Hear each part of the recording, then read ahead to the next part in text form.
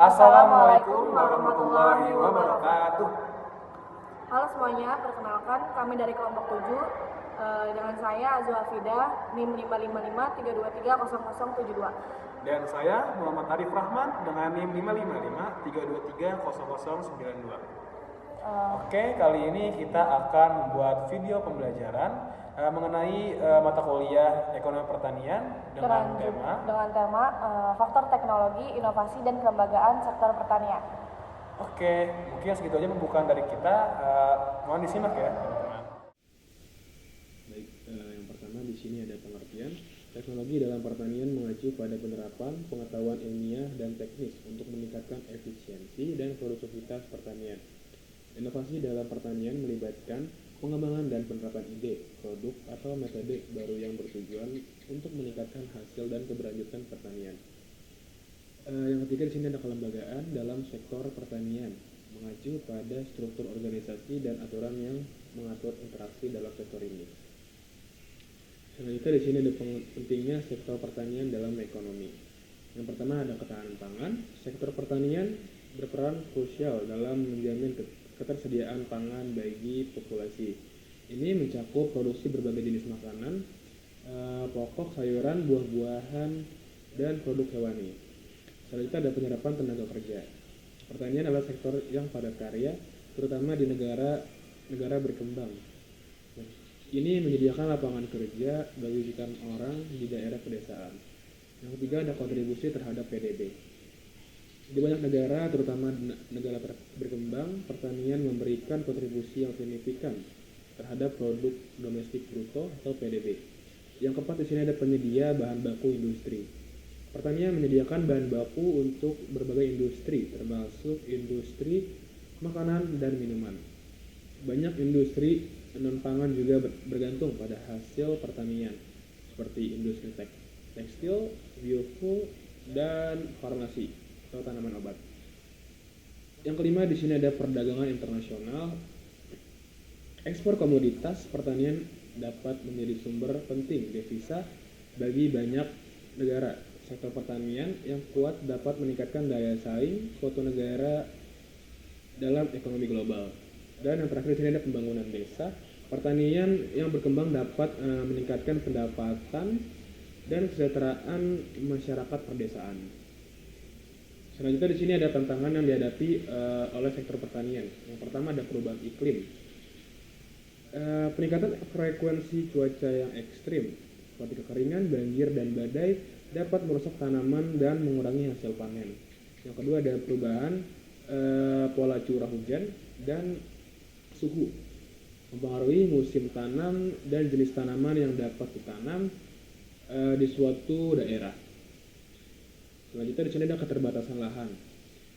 Konversi lahan pertanian ke non pertanian, seperti perumahan atau industri, mengurangi area yang tersedia untuk pertanian. Lalu ada degradasi tanah dan penurunan kesuburan. Selanjutnya di sini ada kelangkaan air, meningkatnya kompetisi penggunaan air antara sektor pertanian, industri, dan domestik. Lalu ada sistem irigasi yang tidak efisien juga. Lalu berikutnya yang keempat ada hama dan penyakit tanaman. Munculnya strain hama baru yang resisten penyebaran penyakit tanaman lintas batas. Oke, selanjutnya di sini ada perkembangan teknologi pertanian. Yang pertama ada pertanian presisi, penggunaan GPS dan drone. Teknologi ini membantu petani dalam pemetaan lahan, pemantauan tanaman, dan distribusi pupuk serta pestisida secara akurat. Lalu ada sensor IoT atau Internet of Things. Nah, ini digunakan untuk mengukur kelembaban tanah, suhu, dan kebutuhan nutrisi tanaman secara real time. Lalu yang kedua di sini ada pemulihan dan bioteknologi. Yang pertama ada genetika tanaman, dan yang kedua ada tanaman transgenik atau GMO. Lalu yang ketiga di sini ada automasi dan robotika, mesin otomatis dan robot pemantau. Dan yang keempat di sini ada pertanian vertikal dan hidroponik. Pertanian vertikal memanfaatkan ruang untuk menanam tanaman di lingkungan terendah terkendali terutama di daerah perkotaan. Dan yang kedua ada hidroponik dan aquaponik, sistem tanpa tanah yang hemat air dan ruang, cocok untuk daerah yang lahan terbatas.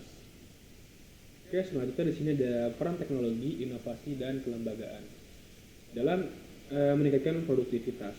Yang pertama ada peran teknologi, yaitu ada mekanisasi pertanian, pertanian presisi, bioteknologi, IoT, dan big data.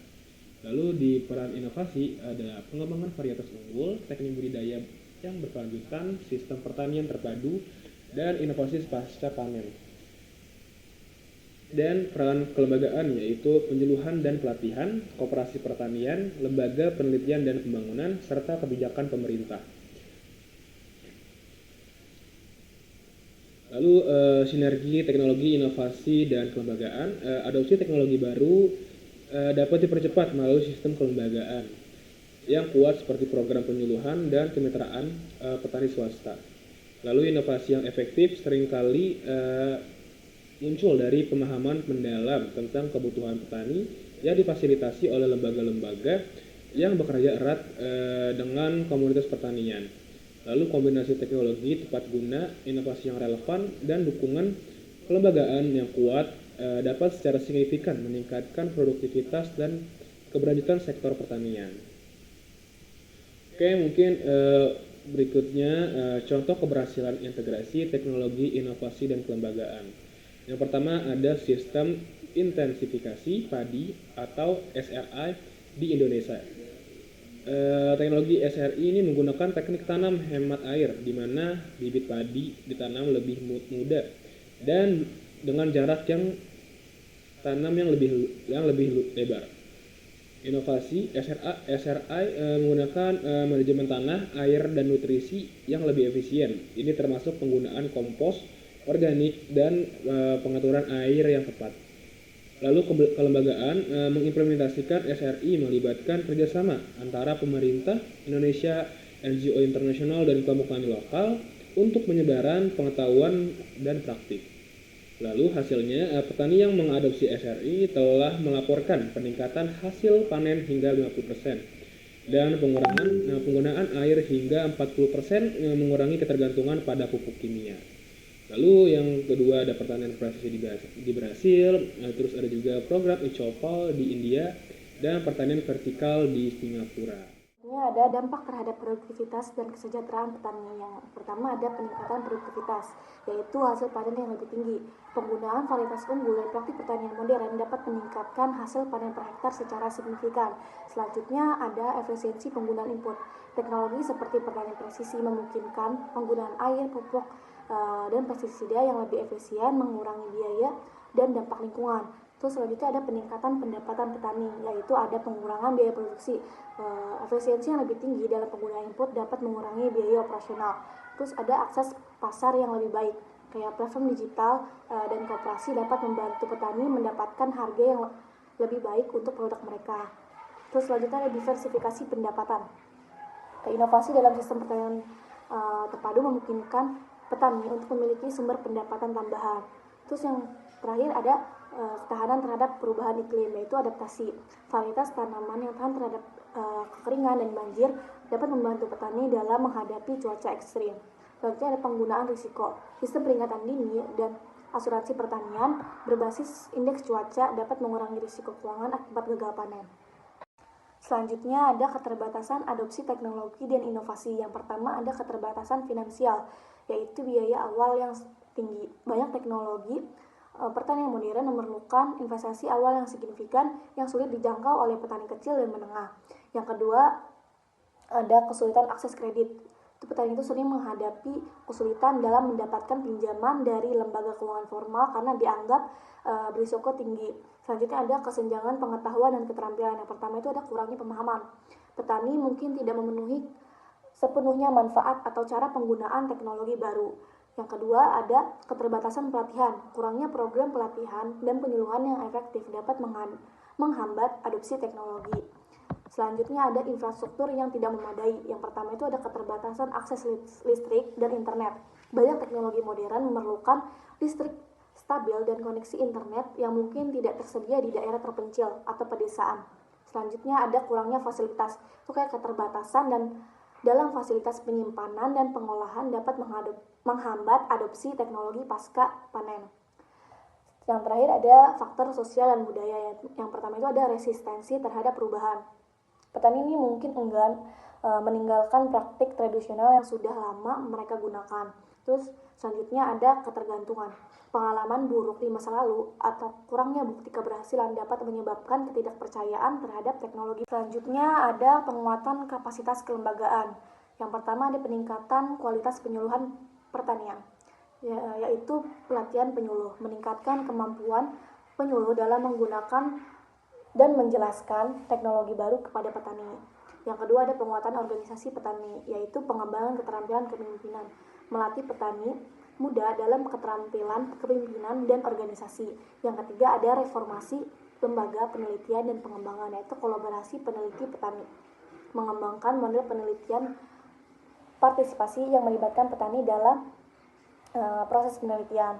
Terus yang keempat ada pengembangan sistem keuangan inklusif, yaitu inovasi produk keuangan, mengembangkan skema pembiayaan yang sesuai dengan siklus pertanian dan profil risiko petani.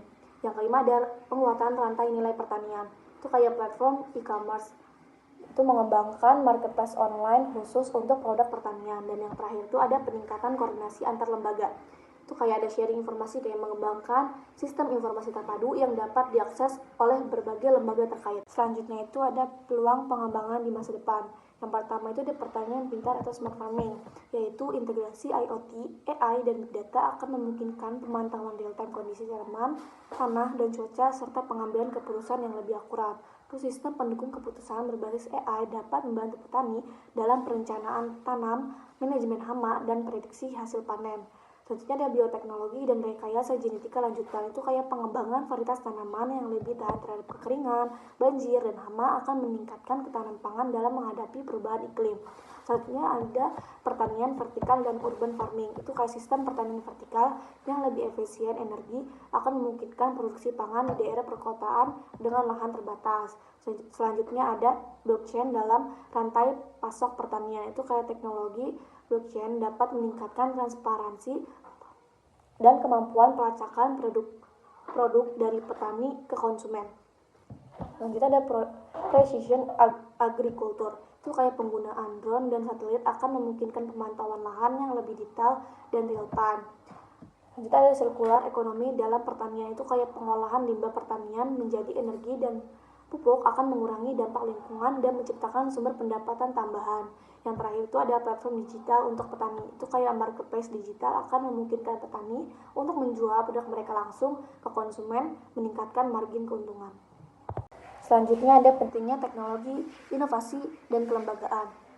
Yang pertama itu ada teknologi. Teknologi itu memungkinkan peningkatan efisiensi dalam produksi pertanian, misalnya penggunaan sensor dan drone dapat membantu petani memantau kondisi tanaman mereka itu secara real time.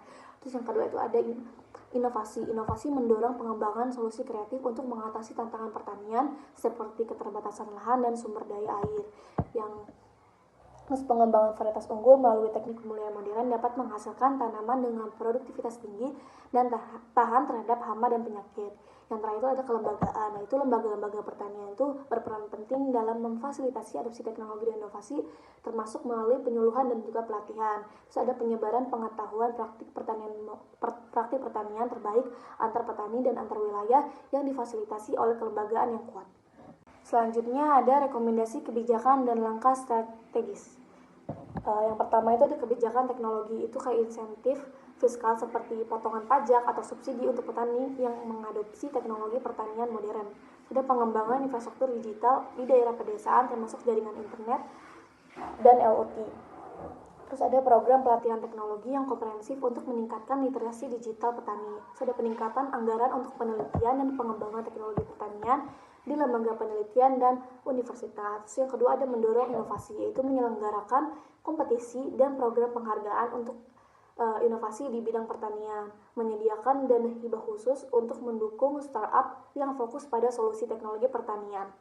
Terus ada memfasilitasi kerjasama antara industri dan akademi untuk penelitian terapan di bidang pertanian dan membuka jalur untuk transfer teknologi dari negara-negara maju disesuaikan dengan kondisi lokal.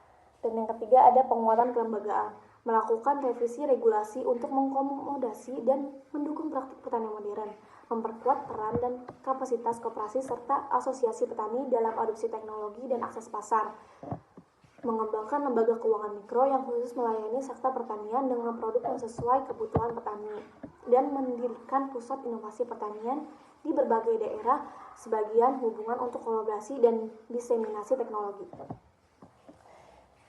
Dan terakhir ada integrasi dan implementasi. Itu kayak menetapkan target nasional yang jelas dan terukur untuk adopsi teknologi pertanian, membangun sistem monitoring dan evaluasi berbasis data untuk memantau kemajuan implementasi kebijakan. Terus ada membentuk forum multi pihak yang melibatkan pemerintah, sektor, swasta, akademisi, dan petani untuk koordinasi kebijakan, dan aktif dalam kerjasama internasional untuk pertukaran pengetahuan dan praktik terbaik dalam pertanian berkelanjutan. Mungkin itu saja video pembelajaran dari kami. Semoga video pembelajaran ini bermanfaat buat teman-teman semua. Sekian, terima kasih. Assalamualaikum warahmatullahi wabarakatuh.